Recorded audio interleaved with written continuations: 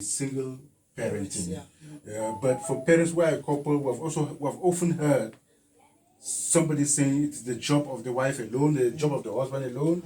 How should they take turns in doing this? Yeah, that's a very wonderful question. You know, I would start by saying that there are some parents who are absentee landlords and landladies.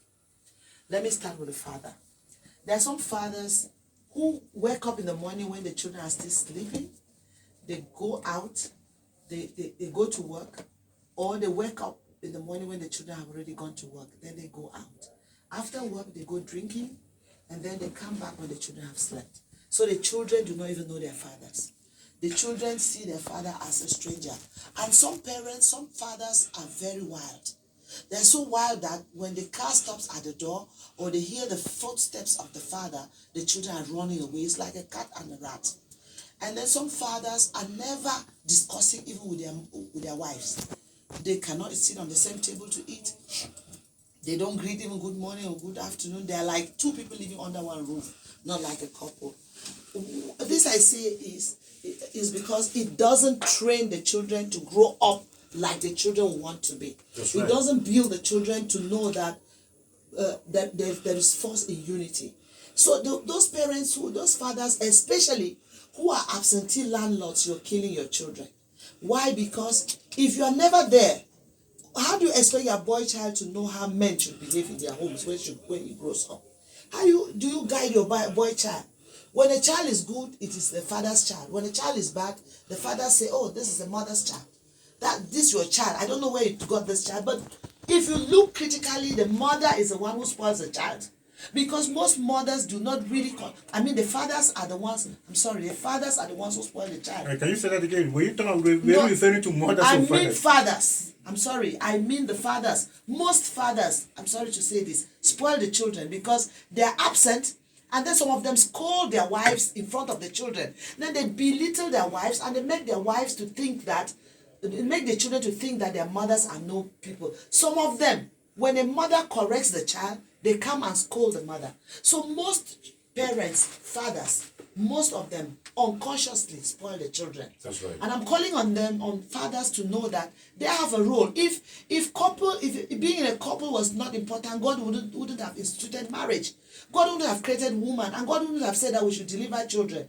So God said we should deliver children in a couple because He wants us, parents, both parents, man and woman, to bring up these children. And most fathers do not check the books of the children. They only come in to look at the report card, flip through, and start insulting. They abandon the job to the mothers. To their spouses. Yes, they flip through the report cards and they start yelling on the mothers, shouting and saying, "Look, you are not training your children." It is not the mother's duty alone to bring up a children and to support the education of a child. Now, another aspect is that couples who are living together, you have to unite your hearts to bring up your children and to ensure that the children are educated formally and informally. Informal education starts from the home. If your home is in disarray, you're telling your children that is how you should grow up and be. If you are not you are not united, you are that man who shouts at your wife, slaps your wife in front of the children, or you are that woman who threw back words at your husband, shouts and insults him in front of your children. You are just telling your children that when you get to this our age, when you get a husband or a wife, you behave the way your father is behaving, or me, your wife is behaving, your mother is behaving. So if we want to consciously support the education of our children, it means that the couples have to come back home.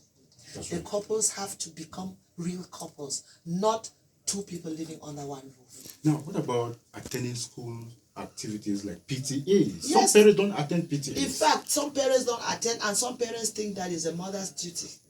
Some men think so. They will come and shout at the mom, "Why did you not go for the PTA today?" Some parents don't even go, they send children. Some parents behave like bosses in some offices where when you invite them to an important workshop, they will send a secretary who cannot influence.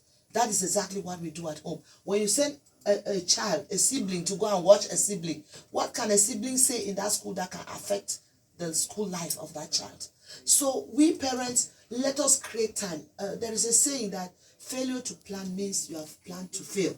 If you don't plan strategically, the educational program for your children, you have planned to fail. So we have to, as parents, make sure that we go to school, to the school of our children. Go for the PTA. Don't stop saying that, no, PTA is not important. Stop saying that. Go there.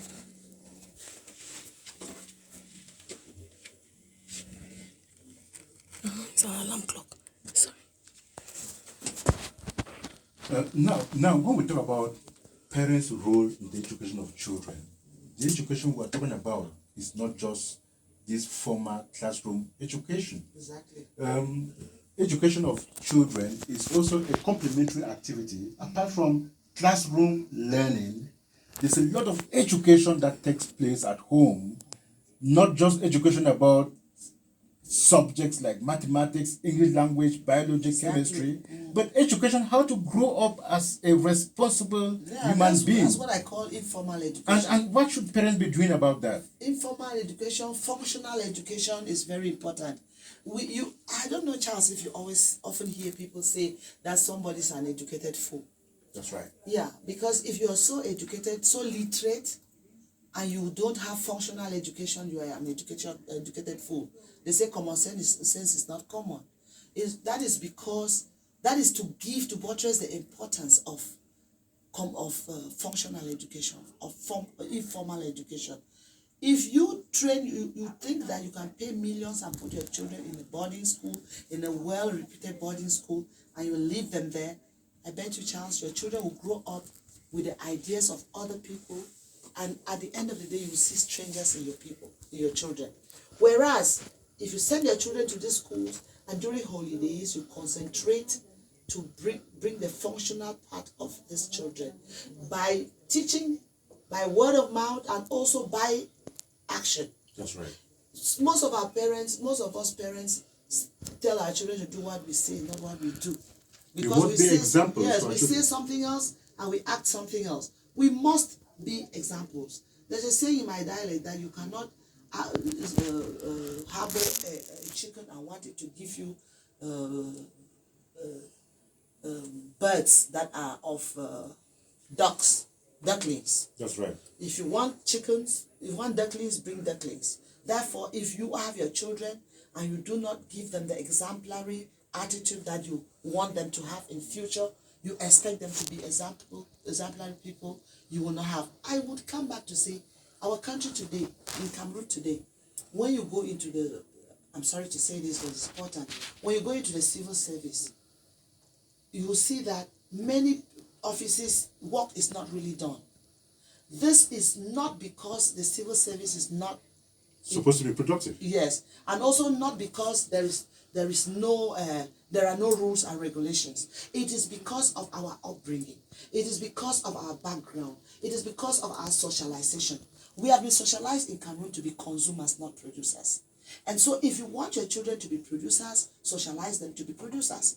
That is, train them. You can train them in school. That is reading how to read and write, how to solve mathematics, how to solve chemistry and stuff.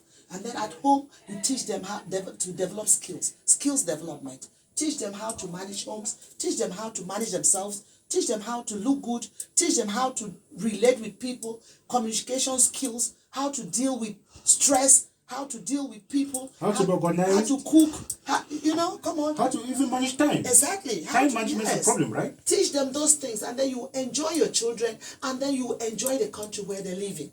In our country, we are not time conscious.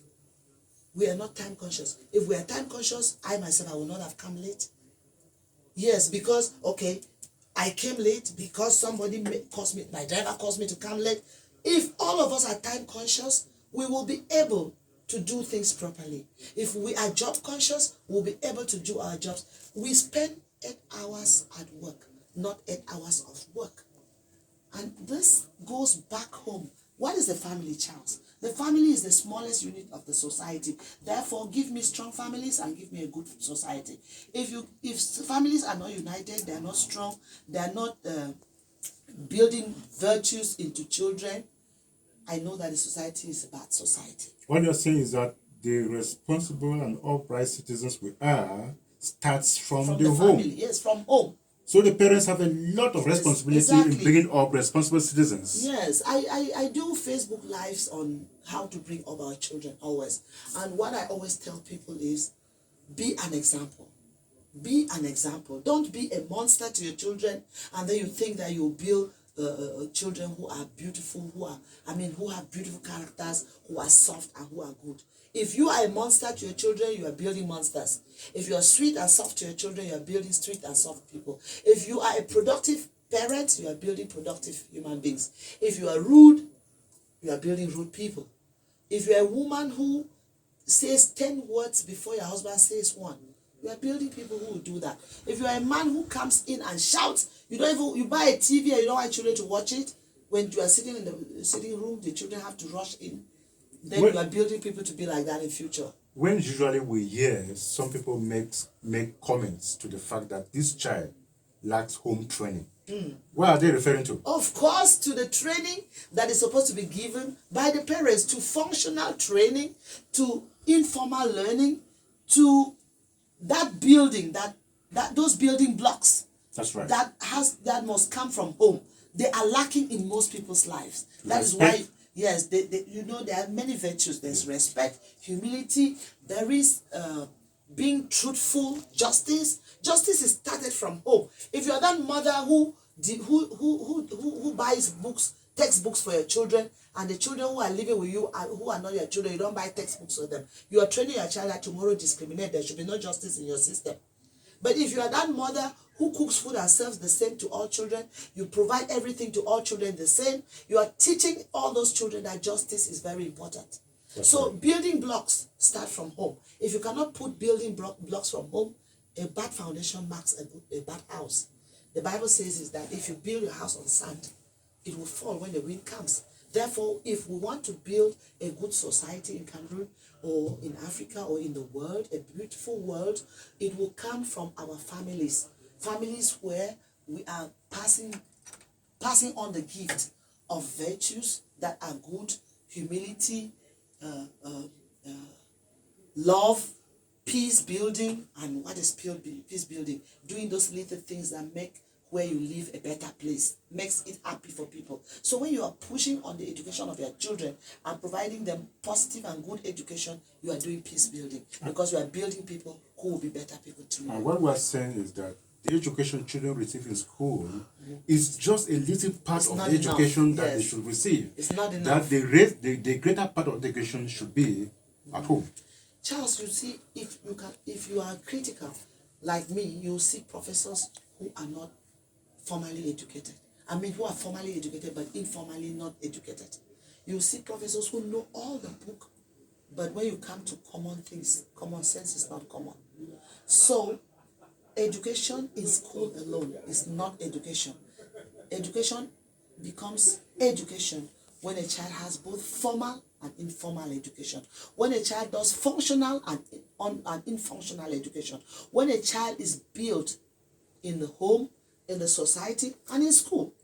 Because after all, you take only a few years to be in school, and the rest of your life you live in the society. That's right. So you will not always live in a dormitory. A child who knows only how to live in a dormitory will not know how to live in society, even though dormitory life helps many children, because dormitory life makes them to know how to live, to share with, to socialize. Yes, to socialize. But the most important thing that I reiterate is that education is not just the education in school. Many parents take their children and transfer everything to teachers. And when your children get bad, you start complaining. If you give your child to school, you also have a chunk of the job.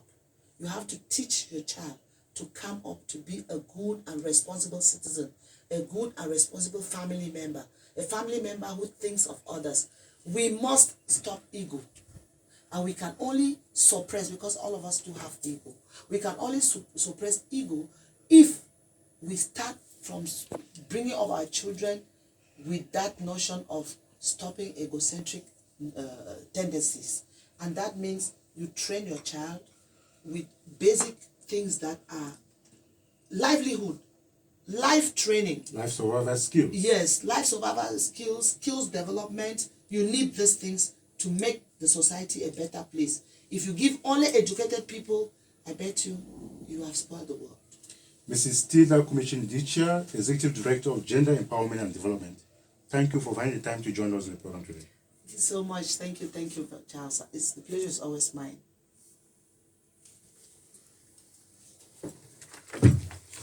22. Yes. You used to just call me.